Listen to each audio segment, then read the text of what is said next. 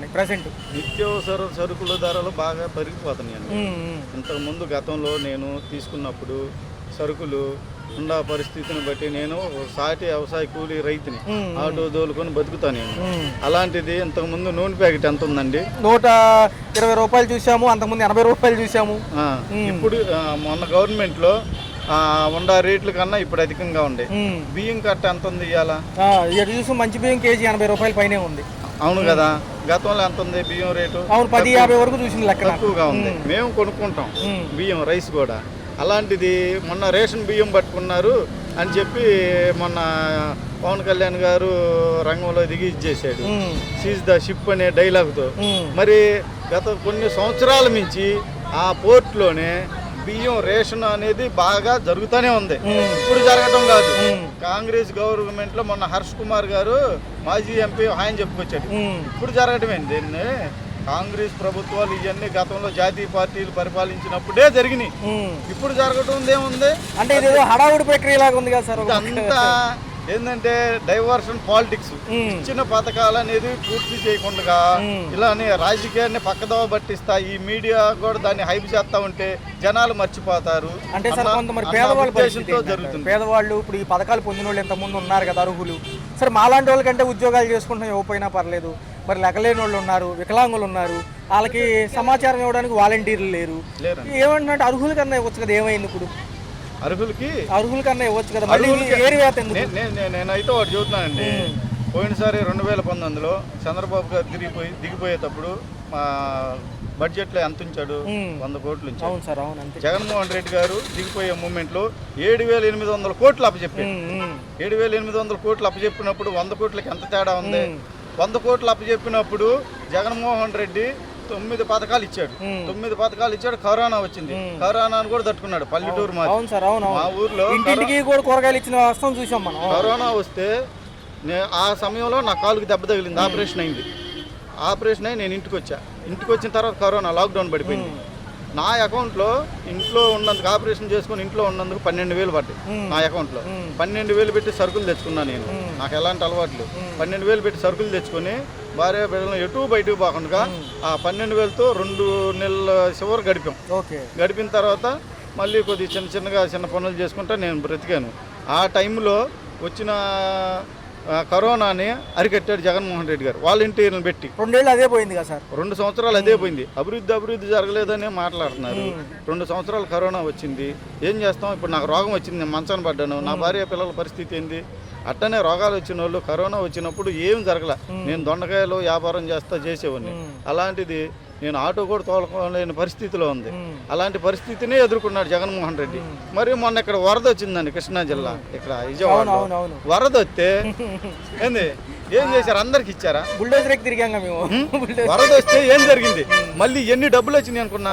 ఎంతమంది దాతలు సాయం చేశారు? లెక్కపత్రం లేదు. దాని గురించి ఏమన్నా డబ్బులు ఇన్ని డబ్బులు వచ్చినాయి, ఎంతమందికి పంచాము, ఎంతమందిని చేరదీసాము అనేది గవర్నమెంట్ ఏమన్నా చెప్పిందా? ఇంకో విషయం చూస్తే కొవ్వొత్తుల కన్ను అగ్గిపెట్లకి డబ్బులు అయిపోయినాయి అన్నారు పులిహోర పొట్లాలకి. మొన్న ఏదో మీటింగ్ జరిగితే 1,20,00,000 రూపాయలు అంట భోజనాలకు. నిజం. ఒక్కొక్క ఇస్త్రాకి 3,200 కట్టారండి. ఏది 2 రోజులు. ఇంకో విషయం చెప్పాలంటే అవన్నీ పంపించిన స్వచ్ఛంద సంస్థలే మళ్ళీ. మరి ఈ డబ్బు అంతా ఏమవుతుంది? చంద్రబాబు గారు సూపర్ 6 అనే పథకాలు ఇచ్చాడు. 6 పథకాలు అన్నాడు. 6 పథకాలు ఎలక్షన్ ముందేను సూపర్ 6. మరి అప్పుడు జగన్మోహన్ రెడ్డి పరిపాలన చేసేటప్పుడు శ్రీలంక అవుతుంది, మరి పాకిస్తాన్ అవుతుంది అని చెప్పుకొచ్చాడు. ఇప్పుడు సింగపూర్ అయిందా? అంటే రాష్ట్రం అప్పులు లేకపోతే అభివృద్ధి అవుతుందని వీళ్ళ నినాదం. మరి అప్పుడు ఉన్నాయి, ఇప్పుడు ఉన్నాయి. మరి అప్పుడు జగన్మోహన్ రెడ్డి గారు పథకాలు ఇస్తే మన రాష్ట్రం అప్పులు ఆంధ్రప్రదేశ్ అయిపోయిందని చెప్పి బాగా ఓదరగొట్టారు.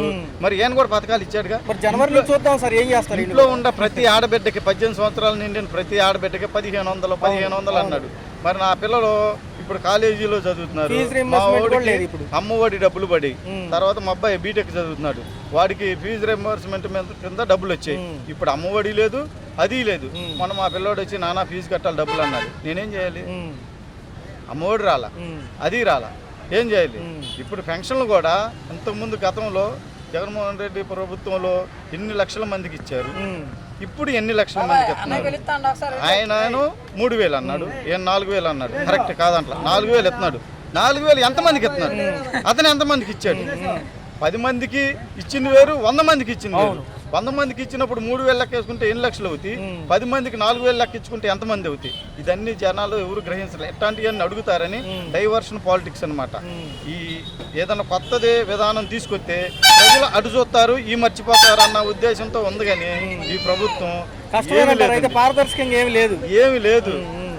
సరే మీరు అన్నారు, అన్న ప్రకారం 6 పథకాలు అన్నావు, 6లో ఎన్ని ఇంప్లిమెంట్ చేశారు? డబ్బులు లేవుగా ఖజానాలు 7,800 కోట్లు వదిలిపెట్టిపోయాడని జగన్మోహన్ రెడ్డి. పాత అప్పులు తీరుతున్నాం అంటున్నాం. పాత అప్పులు ఎన్ని 14 లక్షల కోట్లు అప్పు అన్నాడు. మొన్న అసెంబ్లీలో చూపించింది 18 అంట. 18 కాదండి, 6 లక్షల చిల్లర. కేంద్ర గవర్నమెంట్ కూడా చెప్పింది, ఆంధ్రప్రదేశ్ ప్రభుత్వం అప్పు చేసింది 6 లక్షల చిల్లర. ఇల్లేని 14 లక్షలు అన్నారు. 14 లక్షలకి 6 లక్షలకి ఎంత తేడా ఉందండి? మరి అసలు అంత తేడా ఏమన్నా లెక్క పొంతనుందా? మరి మేము అనుకుంటున్నాం అనేదానికి నువ్వు 40 సంవత్సరాలు ఇండస్ట్రీ కలిగిన అనుకునేది ఏంది? నీకు తెలియదా? లెక్క డేటా ఉంటే మాకు అవసరం లేదన్నారు, పాత డేటా తీసుకోండి సార్ అంటే. అదే ఇప్పుడు ఎన్ని జనాలు రోడ్డు మీదకి వచ్చి అడుగుతారని డైవర్షన్ చేయటం అన్నమాట. ఎవరన్నా ఏదైనా రోడ్డు మీదకి వస్తే వాళ్ళని పట్టుకెళ్తాం, లోపలేయటం, అలా ఉందో పరిస్థితి ప్రభుత్వం. ఈ ఉడిదుడుకులు 4 రోజుల నుంచి చూస్తున్నాము. ఘటన జరిగింది, అందరూ చూసాము, వార్తల్లో, ప్రచారాల్లో, వార్తాపత్రికల్లో. అది కాకపోతే అది ఎందుకని అంత దూరం దారి తీసింది అంటారు? అంత దూరం దారి చేయటానికి ఇదేం జరిగిందంటే పొలిటికల్ రంకు పులుంకుంది. మొన్న సినీ ఇండస్ట్రీలో రాజకీయం యొక్క ఇది అనేది పులుంకుంది. అందువలన అంతకుముందు హైదరాబాదులో కొన్ని కట్టడాలు పడగొట్టాడు రేవంత్ రెడ్డి. ఆ కట్టడాలు పడగొట్టిన తర్వాత సినీ ఇండస్ట్రీ వాళ్ళు ఎవరు అతని దగ్గరికి వెళ్ళకపోయేసరికి మొన్న అల్లు అర్జున్ గారి సినిమా రిలీజ్ అయింది. రిలీజ్ అయితే అది బాగా బంపర్ హిట్ అయింది. అంతకుముందు సినీ ఇండస్ట్రీ తొక్కిసలాట్లో కూడా కొంతమంది చనిపోయారు, గతాల్లో చనిపోయారు. చిరంజీవి గారి సినిమాలు వచ్చినప్పుడు కూడా చనిపోయారు. సత్యమణి వాళ్ళు వచ్చి నష్టపరిహారం ఇచ్చారు సార్. అవును, చాలా చనిపోయారు. అప్పుడు అప్పుడు మరి చిరంజీవి గారిని అరెస్ట్ చేయలేదు కదా. మొన్న అల్లు అర్జున్నే ఎందుకు అరెస్ట్ చేశారు? ఇదేంటంటే రాజకీయ రంకు అనేది పులుంపుంది. అంటే సార్ చూసుకుంటే ఏదైతే ముఖ్యమంత్రి గారు ఉన్నారో ఆయన పేరు మర్చిపోవడం అందరూ విన్నారు ఆ సమయంలో చెప్పినప్పుడు, సినిమా రిలీజ్ ఫంక్షన్ ముందు రోజు. కొంతవరకు అది అట్లా జరిగినప్పటికీ కూడా ఒక ప్రమాదాన్ని ఇంత బాగా తీసుకెళ్లారు కదా, ఒక పెద్ద సృష్టి కదా.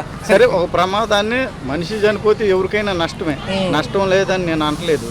గతంలో మరి కొంతమంది రేవంత్ రెడ్డి గారి ప్రభుత్వంలో సామాన్య ప్రజలు చనిపోయారు. చనిపోయినప్పుడు దాన్ని ఎందుకు హైలైట్ చేయలేదు? అదే సార్, అది ఎందుకు హైలైట్ చేయలేదు అంటే కొంచెం డైవర్షన్ అంటారు. అది డైవర్షన్ పాలిటిక్స్.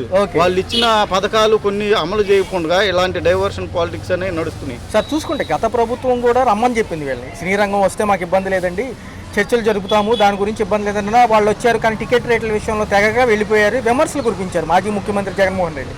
ఈ ప్రభుత్వాలు కూడా రమ్మంటున్నాయి, ఎందుకంటే ఈసారి ఉప ముఖ్యమంత్రి సినీ రంగం వ్యక్తే కాబట్టి. సో వస్తే బాగుంటుందా? ఉప ముఖ్యమంత్రి సినీ రంగం నుంచి వచ్చాడండి, కరెక్టే కాదనలేదు. గతంలో జగన్మోహన్ రెడ్డి ఆంధ్రప్రదేశ్ విడిపోయిన తర్వాత సినీ ప్రముఖులు ఎవరు పోకుండా ఉన్నారు. తర్వాత కొన్నాళ్ళకి వెళ్తే ఆయన ఏం చేశాడు? మర్యాదగా ఇంటికి పిలిపించాడు, వాళ్ళ భోజనాలు పెట్టాడు, వాళ్ళతో మాట్లాడి మీరు హైదరాబాద్ నుంచి మన ఏరియాకి రండి, విశాఖపట్నం ఆ ఏరియా బాగా అభివృద్ధి చెందిన కొండలకైనా దేనికైనా కానీ పక్కంటే సముద్రం ఉంది, అన్ని ఏరియాలకి అనుకూలంగా ఉన్న ఏరియా. సినీ ఇండస్ట్రీకి సంబంధించింది అక్కడ అరకులో అందాలు అవన్నీ కొన్ని సినిమాలు కూడా తీశారు గతంలో. అలాంటి చోట మీకు స్టూడియోలు కట్టుకోవటానికి మేము స్థలాలు ఇస్తాం, దానికి కావాల్సినటువంటి ఈ మౌలిక వసతులు ఇవన్నీ కల్పిస్తామని జగన్మోహన్ రెడ్డి గారు చెప్పారు. కానీ ఎందుకని రాలేదండి సినీ ప్రముఖులు?